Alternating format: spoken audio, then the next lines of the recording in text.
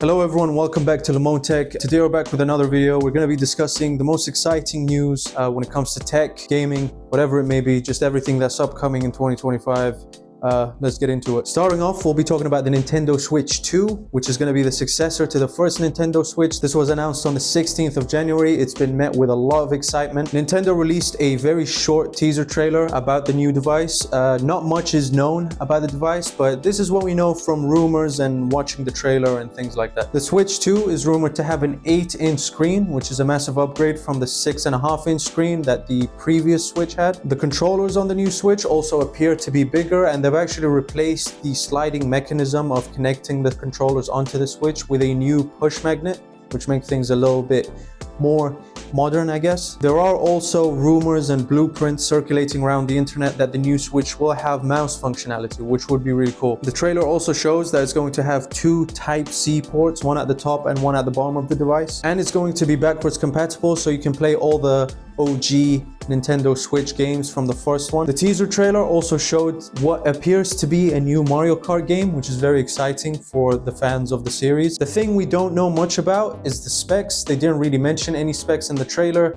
We're not entirely sure or 100% sure about what is going to be in the Switch. But now with rumors circulating online that GTA 6 might be on the Switch, we can expect some decent hardware. Nvidia has also announced their new line of graphics card. This is going to be their 50 series graphics cards. These new graphics cards will be built on their new Blackwell architecture. Half of them have already been released in January, at the end of January, I think.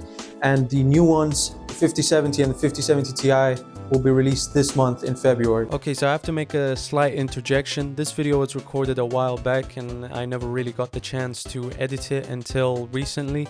And so a lot of this information is outdated. At the point of the recording, the 5070 and the 5070 Ti weren't even released. I actually spend the next part of the video talking about the specs of the 50 series and talking about the AI tops and all these crazy specs and all that. But all you need to know is, now that the cards have actually been released, the performance isn't anything out of this world. In fact, the AI generation has been described by people to be sluggish and causes delay. When it comes to just straight raw performance without the need of AI, it actually doesn't perform too much better than the 40 series. So yeah, take from that what you want. I just needed to jump in and make sure everything is up to date. Now, despite these exciting innovations, a lot of users have expressed their concern. They argue that relying on AI to render these frames rather than rendering them all natively could introduce new issues such as latency or visual glitches. Hell no, man. What the? Now, whenever Nvidia announces a new line of graphics cards, new laptops that have these cards get announced. So here's two laptops that will be coming out this year, which will have the new Nvidia hardware in them. First off is the Asus Strix, and second off is the HP Omen Max 16. Both of these laptops are going to have top of the line specs. Both of these laptops are going to have 240 Hz refresh rate. They're both, of course, going to have the new 50 series GPUs. The Asus Strix is going to have a 2.5K display,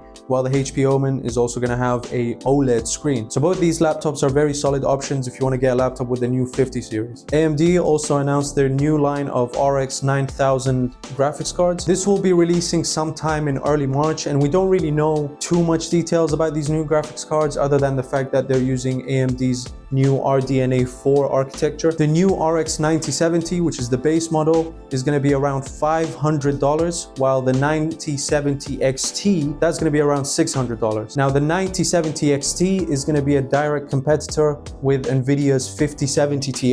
The 5070 Ti is around $750, while the 9070 XT is like around $600. So this could mean that AMD could provide more price per performance. Another very quick interjection: the AMD 9070 and 9070 XT have been released. The 9070 XT actually gave similar performance to the 5070 Ti while being cheaper, so AMD actually got a very positive response to this release. But yeah, Thank you for watching this video. Make sure you subscribe and like and stick on the channel because we'll be uploading way more in the future. And thank you.